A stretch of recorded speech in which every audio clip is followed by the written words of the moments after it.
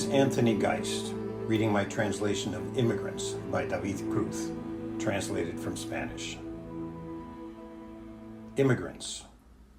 White valleys left behind, they begin to turn into rocks, pine trees, and eagles. Hundreds of years on the road. On the way, my parents died. On the way, my children will be born. This is David Cruz reading my poem Immigrants in Spanish. Los inmigrantes. Valles blancos se han quedado atrás. Empiezan a transformarse en rocas, pinos y águilas. Cientos de años de viaje. En el camino han muerto mis padres. En el camino nacerán mis hijos. About this poem.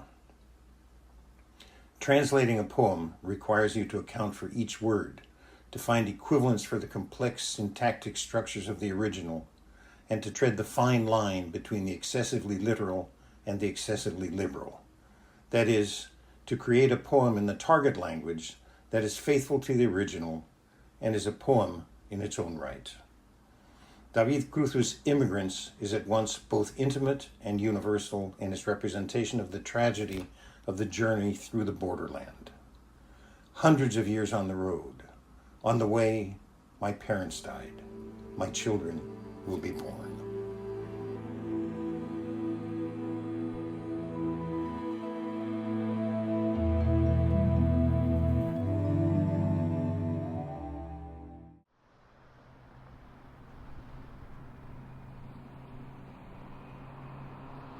We continue now with the reading of Joel Selvin's June 1970 UCR Highlander article, Got to Get Out of Colton. At the end of Part 1, John L. Escalante had just left Colton Group, the Premiers. When John L. left the Premiers, 16-year-old Joe Casados replaced him on lead. Joe has long been one of Jesse's closest friends, and Jesse maintains that Joe is one of the few teachers he has ever had. Joe learned a lot of his licks from Freddie Walker, he explained. And after he followed him in the Premiers, he followed Freddie into the Soul congregation when Freddie went to Hawaii. Casados has played guitar since he started classical lessons when he was 7 years old. When he was a little older, his father used to take him to local fiestas and sing and joke while little Joe played. Little Joe and his little amplifier is what Jesse said. By the time he was 13, his dad had started entering him in talent contests where he would do a ventures number and win some sort of prize. Joe was 14 before he got into his first real band, the Peasants. Actually, he and Little Ray Perez had played together before, but the Peasants actually played a few jobs. Their scene was high school dances and battles of the bands. Personnel changed often. Little Ray was with them for a while, and even Jesse himself joined in for about 2 months on rhythm guitar. By the time Joe left the Peasants to take John L.'s place in the Premiers, he already had a well-established reputation. Further down 395 in Riverside, some local white talent was beginning to gel. Pete Sampson from Colton was singing and playing bass for a group called The Light. Signed to A&M Records, they produced a local hit called Backup. Sampson, well aware of Chicano talent at home, suggested that they add Casados to the quartet on lead. He convinced Joe that he wouldn't have to leave the Premiers right away and could go on playing with them. Though Joe and the other light guitarist, Bobby Anglin, worked out some awe-inspiring double leads, Joe never really made it, and the Light broke up over a fight between lead singer Steve Horde and bassist Pete Sampson, who thought he should sing. Horde is now in England, making an album for producer Mickey Most. Joe drifted back to the Premiers and Colton. Since then, Joe has been in and out of a number of groups, some playing as much as 6 nights a week. Joe dropped out of high school when he was 15. The only thing that cat is, says Jesse, is a monster musician. Now Joe has to play to keep money coming in to help his widowed mother and proliferous brothers and sisters. Joe lives at home, jams with Jesse during the day, and plays soul hits in some sleazy Rubidoux bar at night. Not yet 20, Joe Casados has a technical grasp of his instrument that would rival any, and he can't get out of Colton. Jesse's a little more emphatic in his own direction. Colton's a weird little town. It's a funky little place, but no one is ever going to make it out of Colton unless he leaves.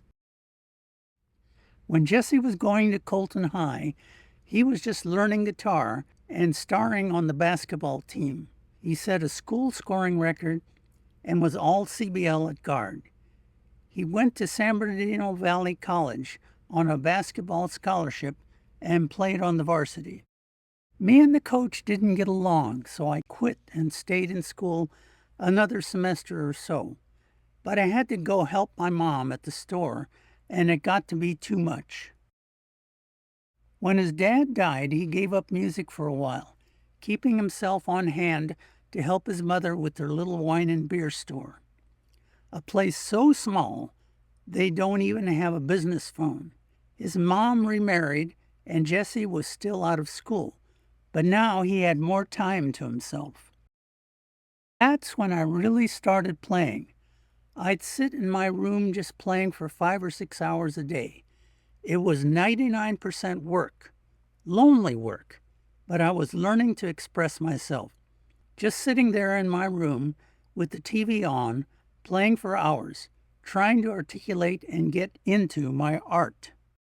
He and Joe used to watch a television show every Friday night on Channel 13.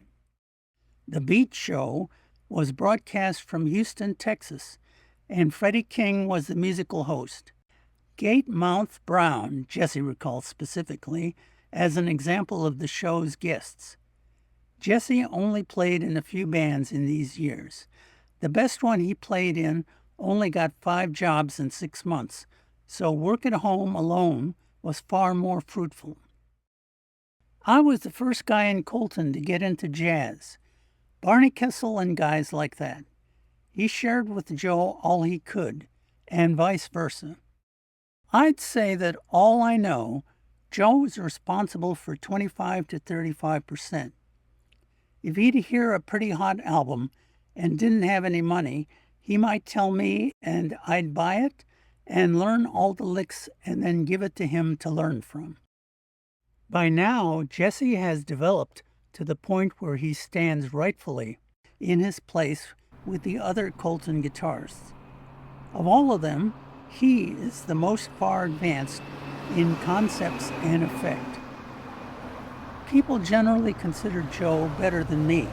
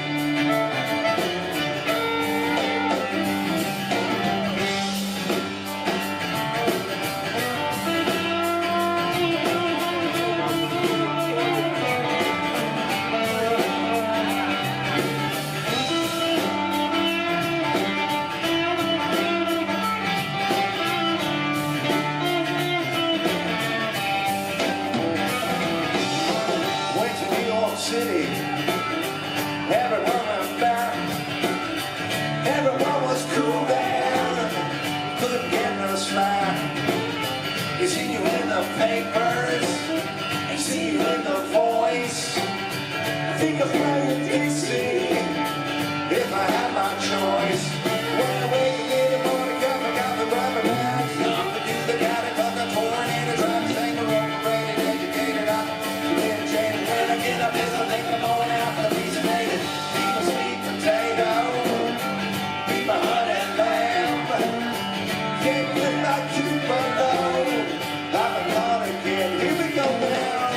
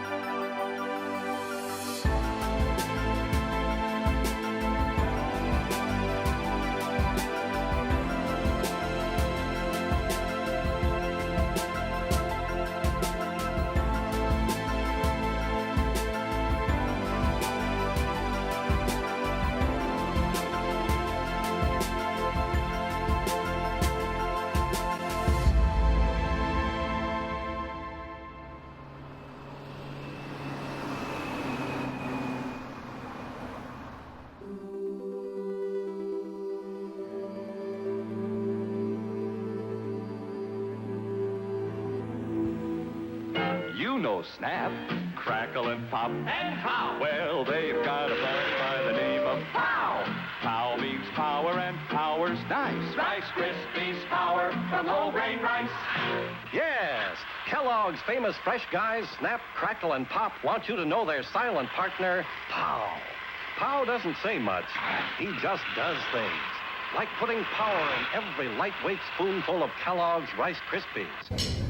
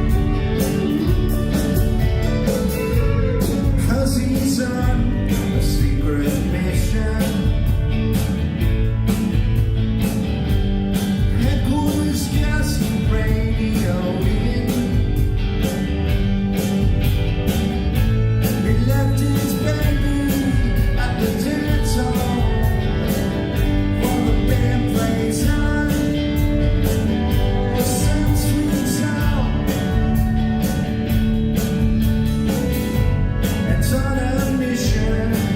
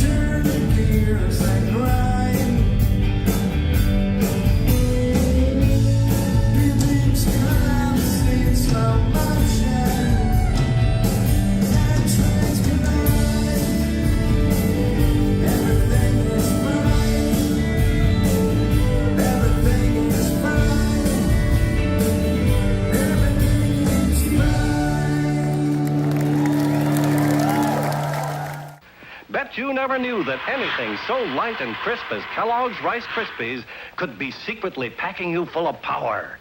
Power to run faster, energy to jump higher, and stamina to keep on the go longer. Tomorrow morning's a good time to meet. Snap, crackle, pop, and pow! Right in Kellogg's Rice Krispies now. Pow means power, and power's nice. Rice Krispies, power from whole grain rice. Up until this time, we've only been playing you snippets of songs from our new album, My Pen Was Wide Awake, where here's a whole song. It's called Again.